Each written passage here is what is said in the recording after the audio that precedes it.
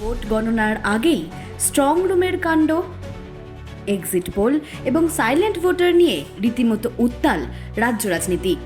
এই সমস্ত বিষয়ে বিস্তারিত আলোচনা করতে আমরা কথা বলে নিয়েছিলাম সিনিয়র জার্নালিস্ট অক্ষয় কুমার সাহুর সাথে। তার সঙ্গে সম্পূর্ণ কথোপকথন শোনাবো।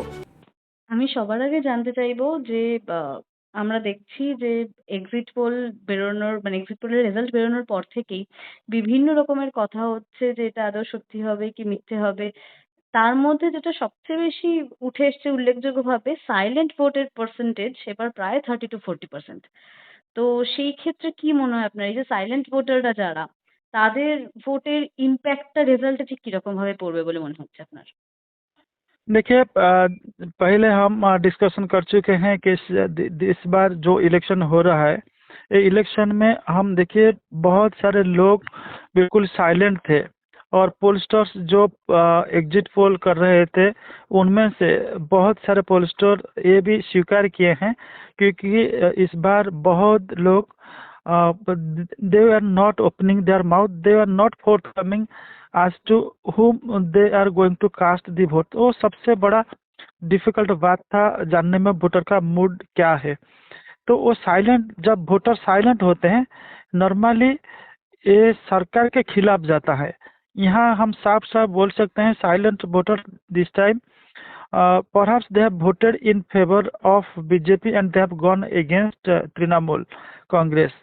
और जो जितने सारे एग्जिट पोल हुआ है उनमें से ज़्यादा दो के छोड़कर और सब पोलस्टर्स ने बीजेपी का एज है, मतलब बीजेपी थोड़ा एडवांटेजेस पोजीशन में है, ये बात सामने लाए हैं। तो इस बार लगता है बीजेपी बहुत अच्छा करेगा और तृणमूल कांग्रेस के लिए बहुत मुश्किल का घड़ी आ रहा है। तो साइलेंट वोटर्स का मतलब ये है they are not happy with the governance system, they want a change. तो उसका मतलब ये बनता है इस बार शायद साइलेंट वोटर्स ने ज़्यादातर वो बीजेपी को पसंद किए हैं। আচ্ছা, বুঝতে পেরেছি আপনি যেটা বলছেন। আপনি বলছেন যে বিজেপিকে বেশি ভোট দিচ্ছে বা বিজেপির দিকে যাবে ভোট। আমি এবার জানতে চাইবো ভোট শেষ হওয়ার পর ইভিএম মেশিন নিয়ে বিভিন্ন জায়গায় মানে ইভিএম চুরির একটা আ অভিযোগ উঠছে। তারপর অভিযোগ উঠছে যেটা কালকে থেকে খুব হচ্ছে যে আ দেখা যাচ্ছে ইভিএম মেশিন যে ঘর রয়েছে স্ট্রং রুমে কোনো ব্যক্তি ঢুকে কিছু একটা করছে। সেই বিষয় নিয়ে তৃণমূল প্রার্থীরা কুণাল ঘোষ, শশী পাজা তারা সোচ্চার হয়েছেন, প্রতিবাদে অবস্থান বিক্ষোভ করেছেন। এমনকি মমতা বন্দ্যোপাধ্যায় নির্দেশ দিয়েছেন যেন তৃণমূল প্রার্থীরা, এজেন্টরা ক্রমাগত পাহারায় থাকে। তারা যেন সবসময় দেখভাল করে যে ইভিএম মেশিনের কোনো রকম কোনো অসুবিধা হচ্ছে কিনা। এই বিষয়টায় কি বলবেন? মানে এই অবস্থায় এরকম ভোট গণনার মাত্র কয়েকটা ঘন্টা আগে এই যে বিষয়টা উঠে আসছে, মানে এখানে কি কোনো জায়গায় কারোর ভীতি কাজ করছে? বা সত্যি বলতে মানে কোনোভাবে কি সত্যি কোনো রকম ভোট চুরির কারসাজি চলছে? কি মনে হচ্ছে আপনার? देखिए एक बार वोट हो जाता है और ईवीएम स्ट्रांग रूम को चले जाने के बाद হুম, হুম। कोई वहाँ पॉसिबिलिटीज नहीं है कुछ वोट ईवीएम को ट्रम्परिंग करने के लिए बहुत मुश्किल है क्योंकि जो ईवीएम जिस स्ट्रांग रूम में रहता है वो सब वहाँ सीसीटीवी लगता है और 24/7 वो इलेक्शन कमीशन का निगरानी में रहता है। तो वो जब जब ऐसा कोई आपका एलिगेशंस आता है, पता चलता है जो एलिगेशंस आते हैं ना they are in a little apprehensive mood, मतलब उन लोगों का इलेक्शन में अच्छा नहीं हुआ है वो एक इंडिकेशन आता है।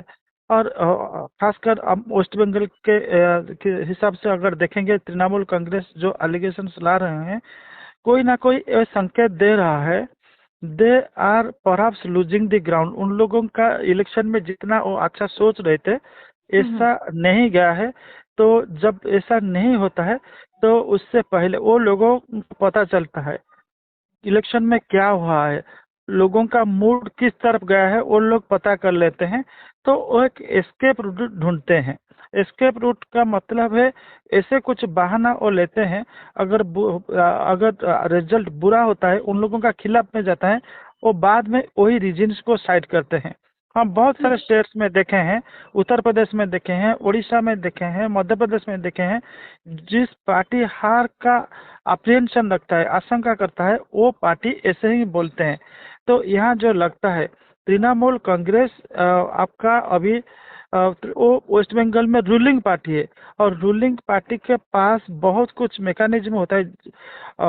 वो क्या करने के लिए आपको स्ट्रांग रूम को अपना कब्जा सही नहीं, स्ट्रांग रूम को अपना निगरानी में रखने के लिए बहुत सारी सुविधाएं होता है। लेकिन यहाँ जो रूलिंग पार्टी है, अगर वो इतना हेल्पलेस एटीट्यूड दिखाएंगे और हेल्पलेस का फेस दिखाएंगे, ये इसका मतलब ये बनता है वो पार्टी कहीं ना कहीं अभी कुछ हार का और रिवर्स का ऐसे कुछ शंका में है और आशंका में है। বেশ। আপনি যেরকমটা বলছেন যে তৃণমূলের পক্ষ থেকে বলা মানে একটা ভীতি কাজ করছে যে কারণে তারা এগুলো করছে। কিন্তু তারা কিন্তু কনফিডেন্স নিয়ে সবটা বলছে যে তারা 230টা পর্যন্ত আসন পেতে পারে। যদি ভয় মানে আপনি কি বলছেন ভয়ের আড়ালে ভয়কে আড়াল করে তারা কনফিডেন্সটা দেখাচ্ছে? देखिए इस बार हर एक पार्टी तो वो they must show their confidence and it is natural, but they will be looking confident always. क्योंकि अगर वो कॉन्फिडेंस दिखाते हैं तो जो पार्टी लोगों, जो कैडर्स होते हैं, लीडर्स होते हैं, उन लोगों का मोरल बूस्टर होता है और उन लोगों का मनोबल दृढ़ होता है। और यहाँ अगर हम देखेंगे जो तृणमूल कांग्रेस जितना बोल रहे हैं 240 के आसपास सीट जीतेंगे। एक पार्टी 15 साल पावर में रहने के बाद इतना बड़ा सफलता भारत में कोई राज्य में नहीं हुआ है। इवन उड़ीसा में भी जो 25 साल रहा नवीन पटनायक, 24 ईयर्स प्लस, वो कभी भी इतना बड़ा सफलता नहीं किया, हासिल किया है। तो ये काफी वो मुमकिन है, बिल्कुल सरासर मुमकिन है, ऐसा संभव नहीं होगा। तो जो और एग्जिट पोल आ रहा है, कुछ इंडिकेशंस मिल रहा है और लग रहा है वोटर का मूड जैसे हम इस बार देखे हैं, वोटर का मूड से पता चल रहा है, क्योंकि लोगों का ध्यान परिवर्तन के ओर था और वो परिवर्तन कुछ परिवर्तन के लिए वोट किए हैं, वो रिफ्लेक्ट कर रहा है आपका एग्जिट पोल में। अगर इस बार जो रिजल्ट आएगा, अगर हम देखेंगे तो लगभग वो neck and neck, high to high. और ऐसा भी हो सकता है जैसे बीजेपी वालों ने बोल रहे हैं वो लोग आपका पावर में आ जाएंगे, तो लग रहा है अगर वो 150 160 के आसपास आ सकते हैं।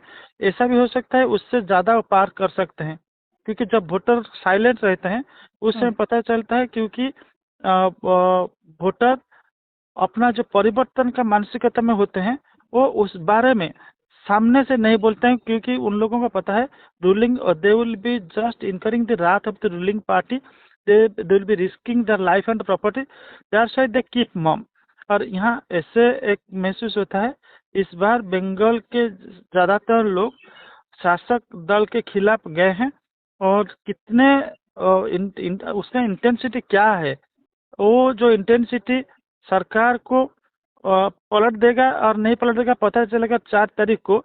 लेकिन हम एक जरूर कह सकेंगे, क्योंकि इस बार तृणमूल कांग्रेस को इतना ज़्यादा बहुमत नहीं मिलेगा जितना वो क्लेम करते हैं। 240 जो क्लेम करते हैं, इतना बहुमत नहीं मिलने वाला है उनको। बहुत अगर वो जीतेंगे तो पेपर थिन मार्जिन में जीतेंगे।